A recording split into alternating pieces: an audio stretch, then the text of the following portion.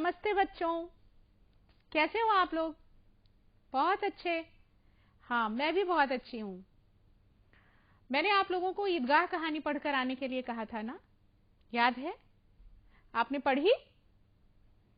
अच्छी लगी? ये कहानी बहुत अच्छी है। और आपको पता है ये कहानी किसने लिखी? ये कहानी एक बहुत महत्वपूर्ण लेखक हैं जो हिंदी कहानी, जिन्हें कहानी सम्राट, कथा सम्राट कहा जाता है। तो ये कहानी प्रेमचंद जी की लिखी हुई है जो हमारी पाठ्य पुस्तक में है। इस कहानी को आज हम पढ़ेंगे। आप लोग पढ़कर आए होंगे तो आपको बहुत अच्छा लगा होगा ना। ये कहानी एक छोटे से बच्चे की, प्यारे से बच्चे की कहानी है। वो कैसे अपनी नानी को प्यार करता है, अपनी दादी को प्यार करता है, और कैसे आगे कहानी पूरी जब पढ़ेंगे तब उसके बारे में बात करेंगे। तो आज हम लोग ईदगाह कहानी का पाठ करने जा रहे हैं। और आप लोग अपनी अपनी सारी किताबें निकाल लीजिए जल्दी। ये कहानी पढ़ने के बाद बच्चे मतलब आप लोग इस कहानी में बहुत सारे नए शब्द आए हैं। जब आप लोग पढ़ रहे होंगे तो आपको लगा होगा ना कि बहुत सारे नए शब्द आए हैं। तो उन नए शब्दों का अर्थ जानेंगे। अर्थ कैसे जानेंगे? हम लोग अंग्रेजी पढ़ने के लिए डिक्शनरी देखते हैं ना, तो इसी तरह हिंदी में भी जो नए शब्द हैं उनको जानने के लिए हम शब्दकोश का प्रयोग करना जानेंगे। तो आज हमारे जो हमारा पाठ है, इस पाठ का एक पाठ ये भी है कि हम शब्दकोश से नए नए शब्द ढूंढकर उनके अर्थ लिखेंगे और उनका प्रयोग करेंगे। और इस कहानी के बाद हमें ये भी समझ में आएगा कि जो मानवीय संबंध होते हैं, जो हमारे संबंध होते हैं, वो कितने कितने महत्वपूर्ण हैं। उनके लिए हमारे मन में आदर होना चाहिए, प्रेम होना चाहिए, और हम ऐसी कहानी अथवा अनुच्छेद लिखेंगे कहानी के अंत में। ठीक है बच्चों? हर कहानी का एक उद्देश्य होता है। जो भी हम पढ़ते हैं उसका एक उद्देश्य होता है। तो ये कहानी किसकी है? ये कहानी एक छोटे बच्चे की कहानी है। वो बच्चा जो अपनी दादी से बहुत प्यार करता है। कितना प्यार करता है ये तो हम इस कहानी में जानेंगे। तो वो बच्चा जो अपनी दादी से बहुत प्यार करता है, उस बच्चे की कहानी पढ़कर हम अपने भीतर थोड़े और बेहतर होंगे, थोड़े और संवेदनशील होंगे। यही इस कहानी का मुख्य उद्देश्य है। मैंने आप लोगों को बताया कि ये कहानी प्रेमचंद जी ने लिखी है। प्रेमचंद जी को कथा सम्राट भी कहा जाता है। उन्होंने बहुत सारी कहानियां, बहुत महत्वपूर्ण, बहुत सुंदर, बहुत अच्छी कहानियां उन्होंने लिखी हैं। तो इसलिए उन्हें कथा सम्राट कहा जाता है। तो ये कथा सम्राट प्रेमचंद जी के जीवन के बारे में हम जान लेते हैं, उनका परिचय ले लेते हैं कहानी को पढ़ने से पहले। प्रेमचंद का जन्म सन 1880 ईस्वी में लम्ही, वाराणसी में हुआ था। ये कहानी और उपन्यास सम्राट के रूप में प्रसिद्ध है। अभी हमने कहा ना कथा सम्राट के साथ साथ वे उपन्यासकार के रूप में भी प्रसिद्ध हैं। इनका साहित्य समाज सुधार, राष्ट्रीय भावना और सामान्य जनजीवन की घटनाओं से परिपूर्ण है। इनका निधन सन 1936 ईस्वी में हुआ था। इनकी प्रसिद्ध रचनाएं हैं सेवा सदन, निर्मला, रंगभूमि, कर्मभूमि, गबन, गोदान आदि। इनकी कहानियों का संग्रह मानसरोवर नाम से 8 भागों में प्रकाशित है। बच्चों, अपना जो पुस्तकालय है ना, उसमें भी इनकी कई कहानियां हैं, उपन्यास भी हैं। तो आप अपने पुस्तकालय से निकाल करके इनमें से जो भी किताबें उपलब्ध होंगी वो किताबें पढ़ेंगे। अब मैं आप लोगों को कहानी के बारे में बताती हूँ। ये कहानी एक छोटे से बच्चे की कहानी है। उसका क्या नाम था? हामिद। हामिद जो है वो एक छोटा सा बच्चा है जो अपनी दादी के साथ रहता है। दादी के साथ क्यों रहता है? उसके मम्मी पापा कहाँ गए? उसके मम्मी पापा की मृत्यु हो चुकी है। तो वो छोटा सा बालक अपनी दादी के साथ रहता है। और उसकी दादी बहुत गरीब है। उसके पास घर में खाने को भी नहीं है। ऐसे समय में एक त्योहार आ जाता है। कौन सा त्योहार आता है? ईद। क्योंकि इस कहानी का नाम ईदगाह है ना, तो कौन सा त्योहार आया? ईद। अब पूरे साल तो बच्चे ने ईद का इंतजार किया था। बच्चे क्या, बड़े भी करते हैं ईद का इंतजार। तो पूरे साल इंतजार के बाद ईद आई। सारे बच्चे ईदगाह के लिए जाने के लिए बहुत खुश थे, पूरे गांव के लिए। हामिद को भी जाना था, ईदगाह तो जाना ही था, क्योंकि वहां मेला लगा हुआ था और वहां ईद की नमाज भी अदा करनी थी। तो हामिद पूरे गांव के लोगों के साथ अपने घर से ईदगाह जाने के लिए निकला। हामिद के पास उसकी दादी के दिए हुए 3 पैसे थे। बच्चों, ये कहानी तब की है जब पैसे, मतलब 1 पैसे, 2 पैसे, 1 आना, 2 आना, इस तरह पैसों का भी बहुत महत्व था। तब पैसों में चीजें मिल जाती थी। अब रुपयों में मिलती हैं, 100-200 रुपयों में मिलती हैं, लेकिन जब प्रेमचंद जी ने लिखा था इस कहानी को, तब पैसों में चीजें मिल जाती थी। तो हामिद के पास सिर्फ 3 पैसे थे। अब हामिद के सारे दोस्त मेले में पहुंचे। उन लोगों ने रेवड़ी खाई, किसी ने जलेबी खाई, फिर किसी ने भिश्ती खरीदा, किसी ने वकील साहब खरीदा, किसी ने डॉक्टर खरीदा। ऐसे सब लोगों ने खिलौने खरीदे और मिठाइयां खाई। अब बेचारा हमारा जो हामिद है, उसके पास तो मात्र 3 ही पैसे थे। वो पूरे मेले में घूमता रहा, क्या खरीदूं, क्या खरीदूं, क्या खरीदूं।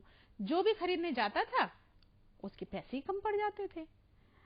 बहुत परेशान था। उसको ऊपर से बच्चे चढ़ा भी रहे थे, कोई उसको रेवड़ी दिखाकर ललचा रहा था, कोई उसको जलेबी दिखाकर ललचा रहा था। पर वो अपने मन को एकदम नियंत्रित किए हुए मेले में घूम रहा था। अचानक उसकी निगाह एक दुकान पर पड़ी जहां पर चिमटा बिक रहा था। चिमटा जानते हैं आप लोग?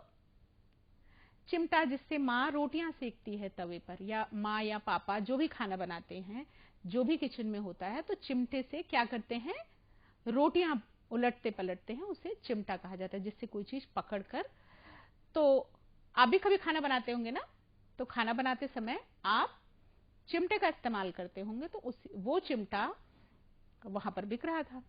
अब हामिद ने सोचा कि दादी की उंगलियां चूल्हे में रोटियां उलटते हुए जल जाती हैं, तो मैं क्यों ना इन 3 पैसों का चिमटा खरीद लूं।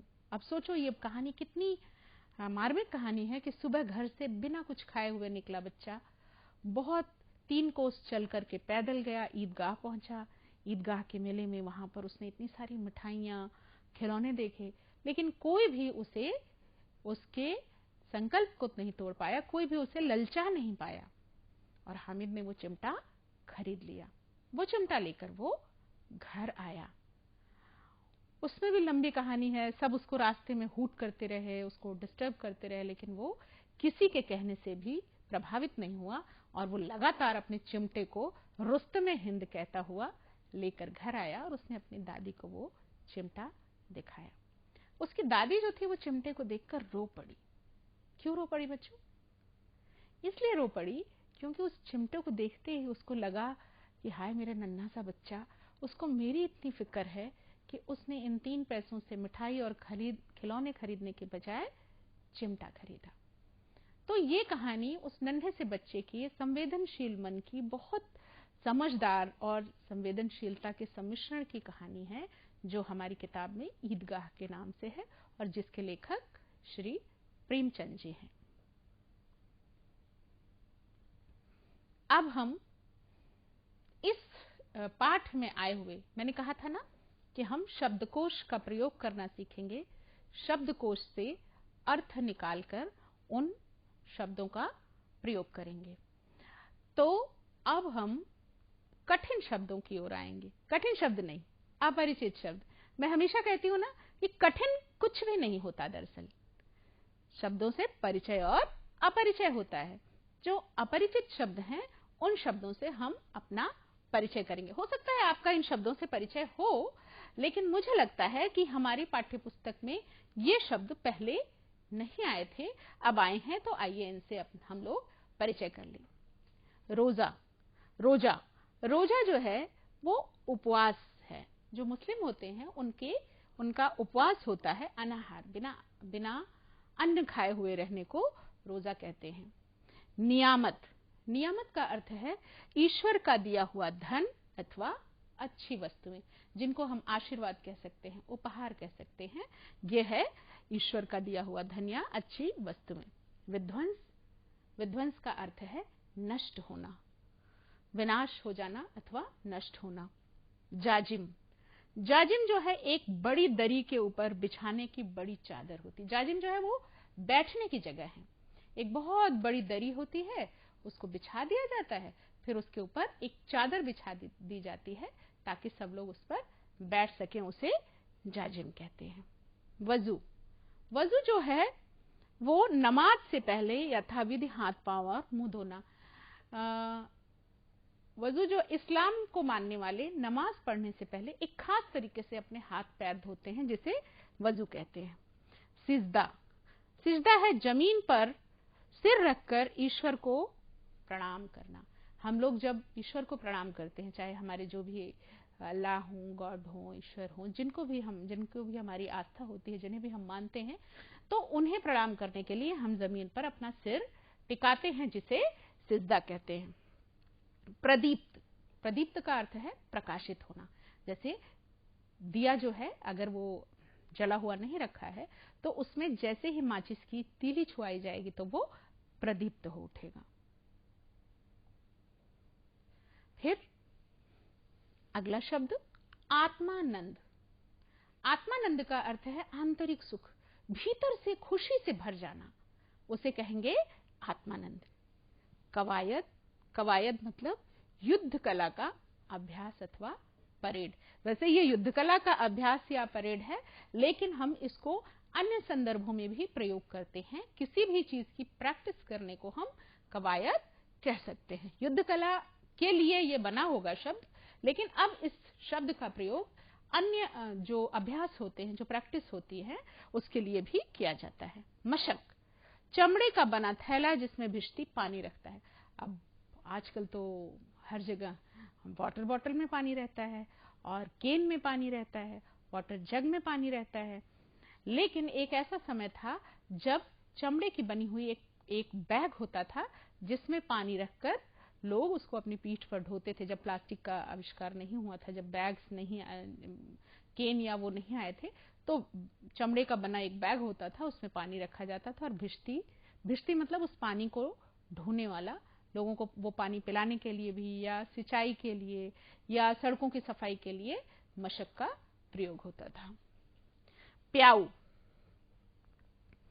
सबील, सबील वह स्थान जहां पर लोगों को पानी, शरबत आदि पिलाया जाए, अथवा प्याऊ भी कह सकते हैं उसे। कुमुक, कुमुक का अर्थ है सहायता अथवा मदद। बावर्ची खाना, बावर्ची खाने का मतलब है रसोई घर जहां पर खाना पकाया जाता है। अस्थि, अस्थि का अर्थ है हड्डी, बोन। आनन फानन मतलब तुरंत, शीघ्र अथवा तत्काल। जैसे कहते हैं कि आनन फानन में ऐसा हो गया, तुरंत तो अचानक से कोई चीज हो जाने को आनन फानन कहते हैं। जब्त, जब्त का अर्थ है सहन अथवा बर्दाश्त करना। जैसे कोई चीज आपको बहुत भूख लगी हो और आप अपनी भूख को बर्दाश्त कर रहे हो तो कहा जाएगा कि आपने अपनी भूख को जब्त किया हुआ है। ईद का मुहर्रम होना या सारी खुशी का शोक में बदल जाना। जो ईद होती है वो खुशी का त्योहार होता है और मुहर्रम जो है वो गमी का त्योहार होता है। इसका एक लंबा इतिहास है, इस पर हम फिर कभी बात करेंगे कि मुहर्रम गमी का त्योहार क्यों है और ईद खुशी का। लेकिन आज बस इतना कि मुहर्रम, तो ईद का मुहर्रम होने का अर्थ है सारी खुशी का शोक में बदल जाना। जब हम बहुत बहुत खुश हों और अचानक कोई ऐसी घटना घट जाए, कोई ऐसी दुर्घटना घट जाए जब हमारी सारी खुशी शोक में बदल जाए, तो हम उसको कहते हैं ईद का मुहर्रम हो गया।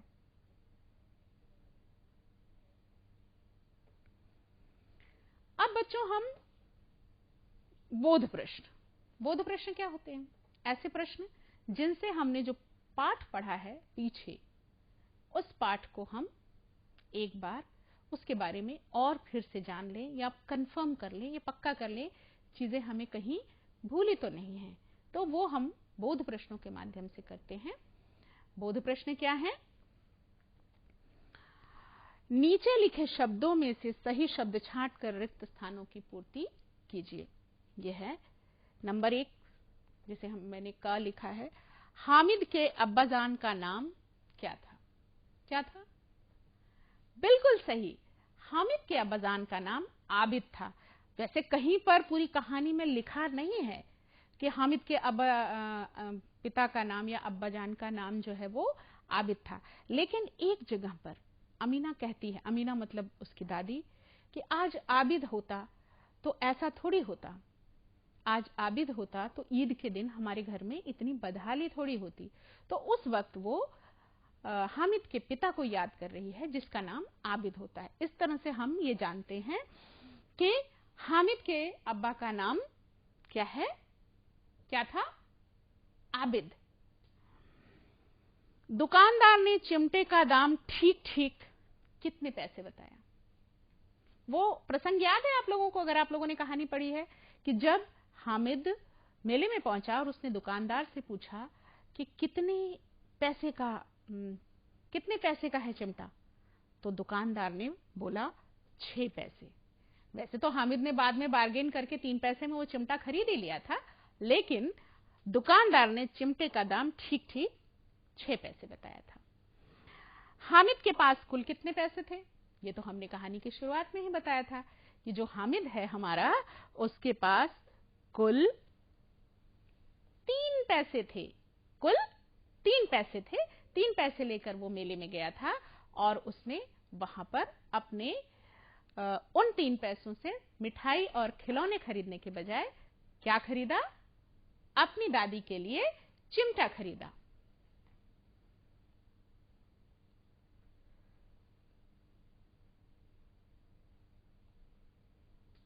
अब हम व्याकरण पर बात करेंगे। हम तो हर पाठ में व्याकरण पर बात करते हैं। व्याकरण पर बात करने से क्या होता है? हमें शब्द बनाने में मदद मिलती है, शुद्ध तरीके से हम शब्द बना सकते हैं। तो यहां पर हम शब्दों में से प्रत्यय को निकालकर उनके सामने लिखेंगे अथवा अलग लिखेंगे। क्या करेंगे? प्रत्यय को अलग करेंगे। प्रत्यय क्या होता है? मैंने पिछले पाठ में भी बताया था कि प्रत्यय वो शब्द हैं, वो वर्ण हैं जिनका कोई अर्थ नहीं होता। वे शब्द या वर्ण हैं जिनका कोई अर्थ नहीं होता, लेकिन किसी भी शब्द में जुड़कर वे उसका अर्थ बदल देते हैं। तो यह है धृष्टता। धृष्टता में प्रत्यय क्या है? ता। ठीक। इसी तरह ये शब्द है सामाजिक। सामाजिक में समाज और एक। ठीक। वर्णनीय। वर्णनीय में वर्णन और ईय। कलंकित में कलंक और इत। दृढ़ता, दृढ़ और ता प्रत्यय। ये सारे प्रत्यय हैं। ता, इक, ई, इत, ता, ये सारे क्या हैं? प्रत्यय हैं। और जो मूल शब्द हैं वो है धृष्टता, सामाजिक, वर्णनीय, कलंकित, दृढ़ता। इनमें से हमने प्रत्यय को निकाल करके अलग लिखा हुआ है।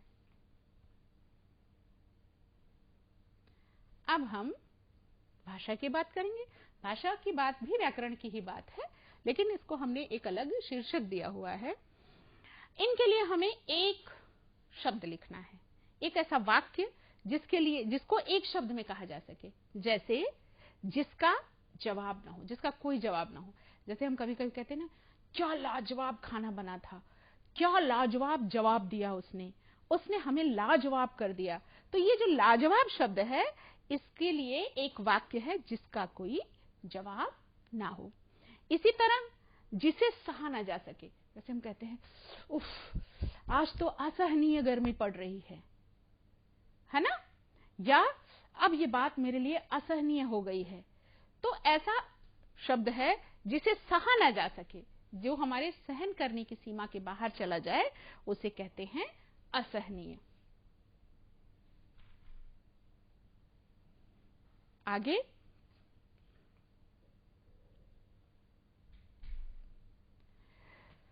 मन को हरने या आकर्षित करने वाला। जैसे बहुत सारी कविताओं में आपने पढ़ा होगा या लेखों में पढ़ा होगा, बहुत मनोहारी दृश्य था, बहुत मनोहर था, मनोहर फूल खिले थे, मनोहर वातावरण था। इसका अर्थ है मन को हरने वाला अथवा आकर्षित, जहां पर हमारा मन अचानक से चला जाए, ओ इतना सुंदर, ऐसे स्थान को क्या कहते हैं? ऐसे स्थान को, व्यक्ति, वस्तु, कुछ भी हो सकता है मनोहर, उसे हम क्या कहते हैं? जो मन को हरे अथवा आकर्षित करे, उसे हम क्या कहेंगे? मनोहर। क्या कहेंगे? मनोहर। जिसकी गिनती न की जा सके। कोई एक उदाहरण बताइए जिसकी गिनती ना की जा सके। बिल्कुल सही, जैसे हमारे सिर में बाल, जैसे आकाश में तारे। तो हम क्या कहते हैं? आकाश में अनगिनत तारे हैं, हमारे सिर में अनगिनत बाल हैं। तो जिनकी गिनती न की जा सके उनको हम क्या कहते हैं? अनगिनत। उनके लिए ये एक वाक्य है ना, जिसकी गिनती ना की जा सके, लेकिन इसको हम एक शब्द में भी कह सकते हैं। वो शब्द है अनगिनत। जिसको जीता ना जा सके, ऐसे भी कुछ लोग होते हैं जिसको कोई नहीं जीत सकता है, तो उसे कहते हैं अविजित। जिसे जीता नहीं जा सकता उसे हम क्या कहते हैं? अविजित। अविजित, जैसे कोई पहाड़ की चोटी हो जिस पर कोई ना चढ़ सके। कोई इतिहास में कोई ऐसे राजा थे जो युद्ध करते थे, युद्धों में जो लगे हुए राजा थे। पहले तो ऐसे था ना, राजा की सेनाएं आमने सामने खड़ी होकर युद्ध करती थी। तो जो जिन राजाओं को, या जिन, जैसे पहाड़ की चोटी पर कोई चढ़ नहीं पाया तो उसे अविजित कहा जाएगा। या कोई भी ऐसा लक्ष्य जो प्राप्त करने की सीमा के बाहर हो, उसे अविजित कहते हैं। अब अभी तक तो हमने भाषा की भी बात कर ली, हमने कहानी भी पढ़ ली, व्याकरण की भी बात कर ली, लेखक की भी बात कर ली। अब हम कुछ करेंगे। क्या करेंगे? मेले में किस तरह के पोस्टर लगे थे, कोई एक पोस्टर बनाएं। आप लोगों को एक पोस्टर बनाना है। अब आप लोग बताइए, मेले में कैसे कैसे पोस्टर लगे होते हैं? हाँ, मेले में सरकार, अभी जैसे पुराने मेले में तो पता नहीं पोस्टर लगते भी कि नहीं, लेकिन आप लोग जिन मेलों में अब जाते हैं तो वहां पोस्टर लगे होते हैं ना। कहीं पर टेलीफोन का विज्ञापन होता है, कहीं पर खाने पीने की चीजों का विज्ञापन होता है, कहीं पर किसी उत्पाद का। तो बहुत सारे जो विज्ञापन के वो लगे होते हैं पोस्टर, उसमें से आपको एक पोस्टर बनाना है। ठीक है, एक पोस्टर बनाएंगे। अभी हम लोग इस पाठ को खत्म होने के बाद एक विज्ञापन का पोस्टर जो मेले में लगे होते हैं उसे बनाएंगे।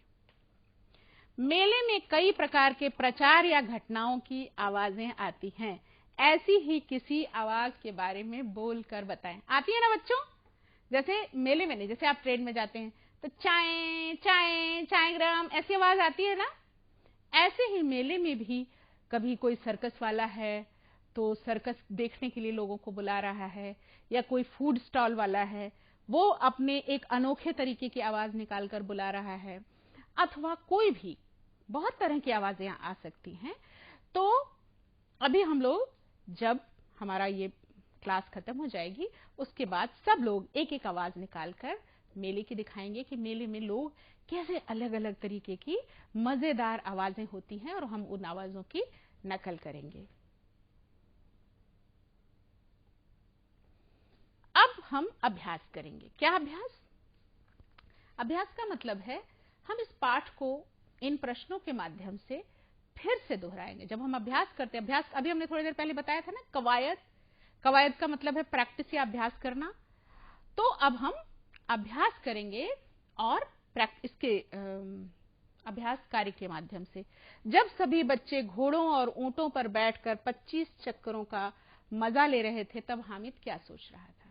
मैंने उत्तर लिखा हुआ है कि जब बच्चे 25 चक्करों का मजा ले रहे थे, तब हामिद यही सोच रहा था कि मेरे पास तो 3 ही पैसे हैं, और जरा सा चक्कर खाने के लिए मैं अपने कोष का 1/3 भाग नहीं दे सकता। कितनी समझदार बात है ना।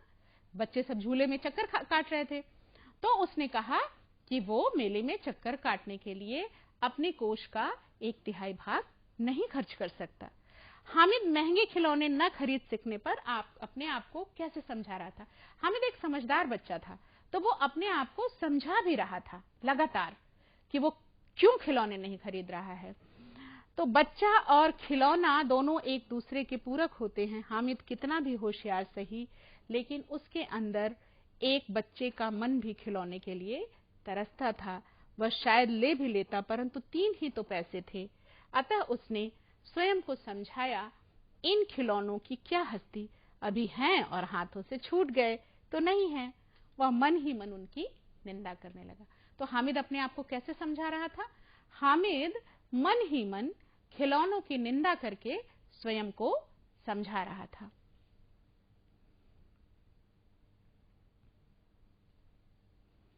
अब बताइए आप लोग, एक बहुत खतरनाक सवाल है मेरे पास, आप लोगों को बहुत रोमांच होगा सुनकर। अगर आप या आपका कोई साथी मेले में खो जाए तो वो क्या करेगा? अब तो हम बहुत कुछ कर सकते हैं, हमारे पास फोन नंबर होते हैं, हम किसी का फोन मांग करके फोन करके अपने घर जा सकते हैं, हमारे पास एड्रेस होते हैं। लेकिन एक समय ऐसा था जब फोन नहीं थे। आपको पता है पहले मेलों में बहुत सारे लोग खोते थे, बिछड़ जाते थे और वो हमेशा हमेशा के लिए अपने घर से अलग हो जाते थे, जो बड़े मेले होते थे। कुंभ के मेले में खोए हुए लोगों की तो बहुत सारी फिल्में भी बनी हैं। ये एक बहुत बड़ा मेला था जिसमें अलग अलग शहरों से लोग आए हुए थे और फिर लोग मेले में खो गए और वो हमेशा के लिए बिछड़ गए और फिर वो कभी कहीं और जाकर मिले। बहुत वर्षों के बाद वो जाकर के कहीं पर उनकी मुलाकात हुई। तो ये मेले में खो जाने की भी एक कल्पना है कि अगर आप या आपका साथी मेले में खो जाता तो क्या करता बताइए? उस वक्त मेले में खो जाता तो कोशिश करता कि अपने घर का पता याद रखता। जैसे आज के जमाने में तो आप मेले में खो जाएं तो किसी का मतलब मेले में जाते समय आप अपने घर वालों का किसी का नंबर लेकर जाएंगे। और आप तो बड़े बच्चे हैं, बड़े बच्चे तो अपने घर का पता भी याद रखते हैं, तो वो किसी ट्रांसपोर्ट से, किसी सवारी के माध्यम से अपने घर भी लौट सकते हैं। और आजकल तो मेले में अनाउंस भी होते रहते हैं, बहुत सारी जगहों पर सहायता केंद्र बने होते हैं। उन सहायता केंद्रों पर जाकर आप लोगों को बता सकते हैं कि मैं यहाँ से इस गांव से आया हुआ हूँ और मुझे मेरे घर पहुंचा दिया जाए, या मेरे माता पिता को अनाउंस कर दिया जाए कि वो आकर हमें ले जाएं।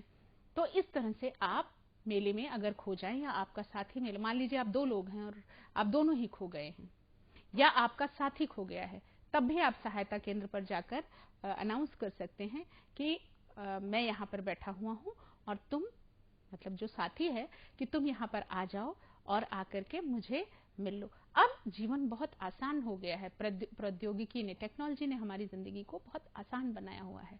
लेकिन पहले चीजें अलग थी। फिर भी अभी भी मेले में लोग खोते हैं और उनके खोने के ही लिए मेलों में सहायता केंद्र बने होते हैं। मेले में इसका कोई एक पोस्टर लगाएं, ये तो हम कर चुके हैं।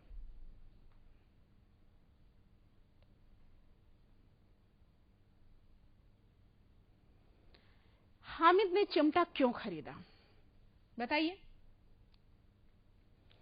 हामिद ने चिमटा इसलिए खरीदा क्योंकि रोटी पकाते समय दादी की उंगलियां जल जाती थी, उससे बचने के लिए हामिद ने चिमटा खरीदा। हामिद के क्या कहने पर बुढ़िया अमीना का क्रोध तुरंत स्नेह में बदल गया। हामिद के यह कहते ही कि तुम्हारी उंगलियां तवे से जल जाती थी इसलिए मैंने यह ले लिया, यह सुनकर बुढ़िया अमीना का क्रोध स्नेह में बदल गया। अब आप लोगों को लिखना है, ये आपका गृह कार्य है जिसे आपको घर से लिख कर लाना है। ये है कि किसी मेले में गए थे तो किसके साथ गए थे, या मेला कहाँ और कब लगता है, मेले में कौन कौन सी दुकानें लगी थी, आपने क्या क्या खरीदा और क्यों, मेले में घूमते समय क्या क्या सावधानियां रखी, मेले में क्या क्या अच्छा लगा और क्या नहीं। आपको यह भी जानना है कि प्रेमचंद का मूल नाम धनपत राय था, इन्हें नवाब राय और मुंशी प्रेमचंद के नाम से भी जाना जाता है। महाकुंभ का मेला भारत में 4 स्थानों पर लगता है, इलाहाबाद, नासिक, उज्जैन, हरिद्वार।